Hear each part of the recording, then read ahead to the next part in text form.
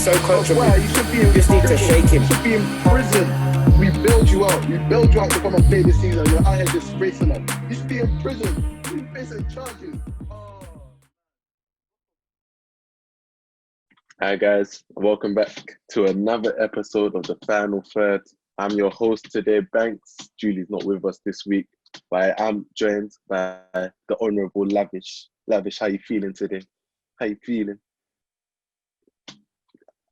I see that you're feeling great. You're feeling great. Let's get straight into it. Millwall faced Derby. You want to start there? You want to start? We're starting. We've got to start there. Millwall faced Derby at the Den this weekend, their first match back in with fans. And during the taking of the knee that the players have been doing pre-match, the Millwall fans decided to boo this gesture. Now, there's been a lot of talk about what this gesture's brought to the game, but what do you think the Millwall fans' actions means for the future of this gesture and dealing with racism in football in general? It's sad because stereotypically and historically, there's certain teams you associate, obviously prior with hooliganism, and they're typically known as being racist teams or not inviting of ethnic minorities. Millwall there, and Millwall being there, and some other teams as well. But let's focus more so on Millwall. There's not been fans for about 8 months. So are you telling me Millwall fans in the first game back? It's like you've been, and the protest, the taking of the knee has been going on for several months. In the first game back, you guys were itching and not ready to boo and willing to boo. And now nasty business. It's very telling what demographic. It's very telling what their morals are and what they think. Now about the taking the knee, booing taking the knee. People's defense is everyone's entitled to their own, entitled to their reaction. It's the worst. It's literally the worst argument you could ever make. Why it's so poor is the same people that are booing. Stereotypically, let's say the white people, Millwall fans, let's say white, middle class and lower class. Okay, let's be stereotypical with it, just to generalize everything. They would have offense when certain people wouldn't wear a poppy, right? Cool. And first people to be boo James McLean. Yeah, James McLean, exactly. And their defense is when in England or when in Rome. Do you understand? And which is fair enough. Now, wearing a poppy, what it symbolizes, and taking a knee, what it symbolizes, are not things which, as humans, we should really stand against, because nobody says they're racist. Nobody says that. Do you understand what I'm trying to say? So you going booing, taking the knee, is you again booing equality in races. It's just it's like you're not thinking. Like my thing with this is, I'm happy. Like, I feel so bad for especially the black Millwall players. There was one that came out and said it like ruined this whole experience, and I get that. It's like horrible for the players to have to experience that. But now it's literally you're calling, now the FA's got to get called to the man. Well, now what are you gonna do about this? Because everyone was saying, it's tokenism. Taking the knee is not really standing for anything. The racist Millwall fans, they've made it stand for something now, because now the FA have to step up and show that they're willing to do something about this, because they're literally showing some of the attitudes that's going throughout England in football.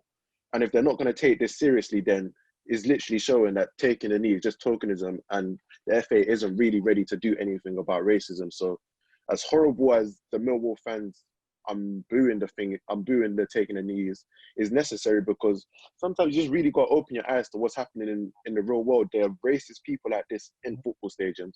And if you want to keep turning a blind eye to it, then nothing will get done. But we'll move on from that. Spurs versus Arsenal was the highlight game of the weekend, North London derby. Spurs come out 2-0 winners. How did this match happen? How did it happen? How did it go 2-0 to Spurs? The result, this is what we expected. How the match panned out, it's very, very sad. Firstly, when Son's goal went in, bang, I don't think I've been that confused in quite a while, because it was very, very, very console-like. Like the way in which, the manner in which that goal went in. You're seeing, and when defenders keep backpedaling, at a certain point, world-class defenders know they don't need to be told when to engage. There's a point just before it gets to the box. a couple 5 yards before it gets to the 18-yard box, that you have to engage, because now it becomes dangerous. I know you don't like cross analysis between sports, but 3-point shooters, you don't let them take open threes. Do you understand what I'm trying to say? I hear what you're saying. You understand what I'm trying to say? So how long does Rob Holding want to drop off before he sees Son let the team go? And it's like, Son's like, okay, I'm gonna let it go. Do you get? But like it was a great shot by Son, but at the same time, like you've got him, it's worse because you let him come inside, you let him cut inside, and then there's nobody there to even engage him. So it's a great strike, but yeah, better defending could have been employed there, because you can't let him have a clear view of the goal, because it's either he's shooting or you're giving him enough space to pick out a nice pass. He's probably going to pick out a dangerous pass if he doesn't shoot. So either way, you're inviting danger. In either way, exactly, you're inviting danger. The second goal is just a calamity. Thomas Partey, you've played at the highest level. My bro, I'm your biggest fan, but you've got to go down on the pitch. You don't need to go speak to Arteta. It's not your dad. It's not under nines football where you go, Dad, I'm hurting. No. You go down, bro. You go down right there and then. You're a professional. You've played at the highest level. You've played in Champions League finals. But you know what it is. Why have you done that? But and it's sad because you took as an Arteta as well. You took a risk on bringing Partey on. Here's why I believe Partey got injured. In that first half, Partey played midfield by himself. He's coming back from a muscle pull. And coming back in the muscle with little match sharpness, not as fit as everybody else, but he's playing in a 2 with Xhaka. Playing in a 2 with Xhaka, playing in a 1. You're playing in a 1, but you're playing on your own. Because Xhaka can't move. Xhaka really can't move. There was a chance that occurred, but he just couldn't get his feet. He couldn't, when he speared Harry Kane. There was right at the start, when he speared Harry Kane, he couldn't, Harry Kane was running towards him. Because he can't move his feet quick enough. He went low and literally rugby tackled Harry Kane and got away with not getting a yellow 3 minutes into the match. From then on, I knew, yeah, okay, it's going to be a long day for Partey because you have to play on your own. So literally, he was making nice passes, getting away from players, but he was also making mistakes in that first half as well. But when everything has to come through you, not every day is Christmas, do you get? He's gone off injured now. Let me go on. No, there's just like, it was so many, although Spurs, you could say Spurs deserved the win because they took their chance at the end of the day. It wasn't no classic performance in terms of they created bare chances. Literally, they got their 2 chances on the break and they sat back, nullified the rest of the game, gave Arsenal the ball, told you if you can create something, because we're not gonna give you the space to create anything yourself. You've got to do it off your own back. And the players just, it wasn't good enough from Arsenal. It wasn't good enough. And for me, credit to Spurs because they've got in a serious Mourinho system, and when this works for Mourinho, it really works. Weird. But you're letting Højbjerg look world class. Well, Højbjerg's good, but you're letting Højbjerg look world class, and I'm not. Like you're letting it. I'm not here for. He's the one that's moving all over. Him as Sissoko moving all over the midfield, snapping at you lot, getting the ball back. Like it wasn't a great look. Højbjerg's good. Bellerin, Lacazette, Aubameyang, anonymous. That you just run through all of the list of players that started for Arsenal. You're thinking who's making a difference here, and nobody could really hold their head up. I'm trying to think of a player that could hold their head up for Arsenal. Nobody, like you saw when the fullbacks went to crossing positions. Saka can't even hold his head up. I can't lie. It wasn't because Saka he's usually a creative outlet for you, but this time he wasn't great. The fullbacks going to position to cross every time it hit the first man. It just wasn't. It's spooky. It's spooky. It's scary. Spurs are facing Liverpool at Anfield next season, which is basically the first title contender showdown that we have. It's like in 2 weeks' time. It's 2 weeks' time? Yeah, next Spurs have got Palace. Yeah, Spurs have got Palace next, then they've got Liverpool after. Okay. Chelsea versus Leeds, moving on to that. Why were Chelsea able to win 3-1? I was disappointed in Leeds. I was really disappointed. I feel like first half they showed something. First half they were in the game, but then second half they didn't come out with that energy at all. I was disappointed with Leeds because you have to capitalize on the dominance in the match. There's no point when you're on top, really not putting these big teams to the sword, because the thing with the big teams is when they're on top, they will put you to the sword. you Mm. understand? So, it was it's very nice watching Leeds play as a neutral. I can't lie, it's very mesmerizing. It's just so fine tuned because even if their keeper, I can't remember his name. What's his name? Musiala? What's his name? It begins with an M. Yeah, but when their keeper he made a couple mistakes trying to spray the ball out. They don't stop, you know. They just run. It They keep running literally again. is peak because they don't stop They and don't they'll stop. make the mistake again. He'll make a mistake.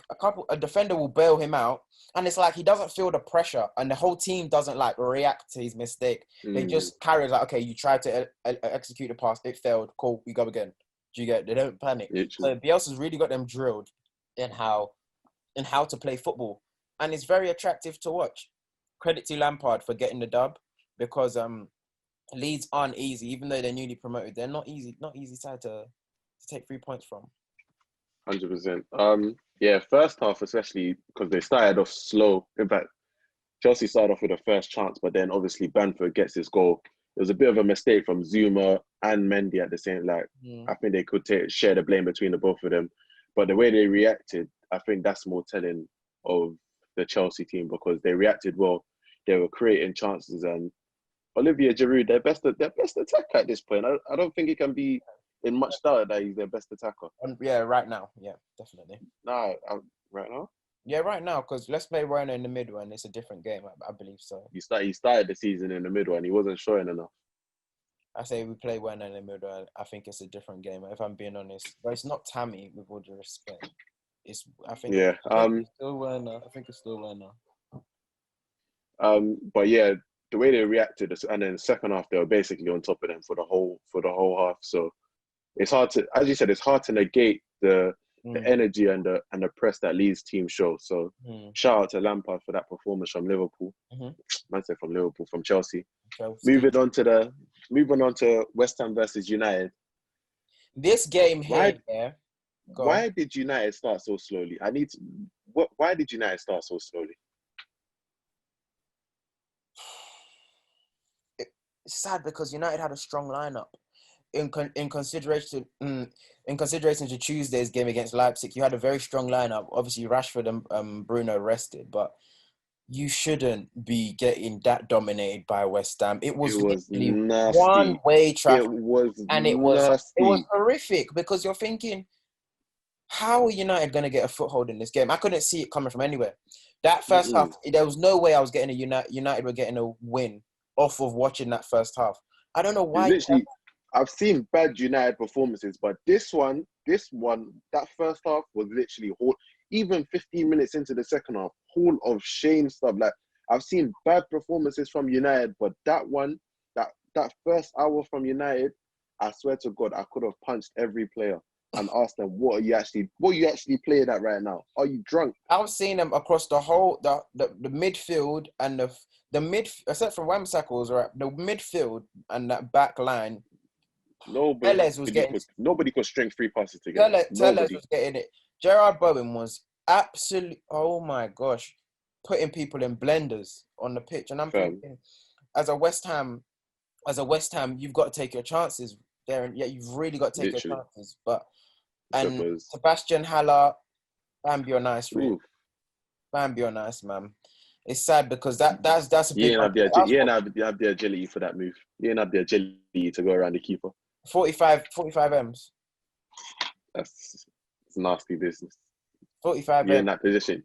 You got to score, man. You got to score. Will you give it as offside? No, I don't even think they went back to check. But they couldn't check. If he scored, they would have checked. But you should have killed me when you had the chances to quote, because literally you bring on Rashford, you bring on Bruno, and it turned on one moment, really. Like getting that goal from Pogba, it kind of just woke the whole team up, and then we started to pick a few more holes in there. Like I rinsed Bruno a lot because of the fact, because of the risk taking that he does and the silly stuff that he does. But literally, he came on and we needed some of that. Like what he was doing created a couple chances. It kind of got us into positions where we could be a bit more dangerous. So shout out to Bruno for that second half performance, because he really helped change the tide of that game. Is Martial done? Martial done. It's a sticky time for him. I'm not. Is Martial done? He's not done. He's not done. It's a sticky time. But you still got Martial stock, yeah? Huh? I've still got stock. You still got stock in Martial? I might buy some more because it's so cheap right now. Everyone's sold. Everyone's I out. might buy some. I might buy some more. I might re-up just because it's so cheap right now. Cool. Have you got any spare rooms in there? Because Pepe's quite hurt. I might come in there. I'm Pepe. Spider-Man. Martial Pepe stocks in the mud. United are only 5 points away from the top with a game in hand. Are Manchester United in this title race? What? Wait, huh? I've got to ask the question. Manchester United are 5 points off the top with a game in hand. They're 5 points behind Liverpool and Spurs. Yeah. Amazing. I know. I don't understand it either. The biggest false image I've ever seen. And you've got a game in hand, and they're telling us that Spurs and Liverpool are. They're telling us Spurs are. United can't trick me personally. United can't trick me. I know a bad team when I see one. You can't trick. They can't trick me at all because I know a bad team when I see one. You got City next, so you're gonna drop. One of you dropping points, and you both got games in hand. Literally. So no, you're not in the title race to answer your question, though. Thank you for answering the question. Yeah. If we're 2 points behind the top when Amad Diallo joins, then we're doing the title charge in the new year. Brother. And that's been the final third for you this weekend. Arsenal lose the North London derby. Chelsea pick up the points at Stamford Bridge. Liverpool beat Wolves 4-0 at Anfield. And United are blowing bubbles in East London. I'm crying. You know the match of the day. Yeah, and United are blowing bubbles in East London. Good night, lads. That's all, guys. Make sure you subscribe to the Final Third. Make sure you follow us on Twitter at the Final Third _. Follow us on Instagram at the Final Third _. It's been your host Banks, joined by Lavish. Thank you for watching us. Good night.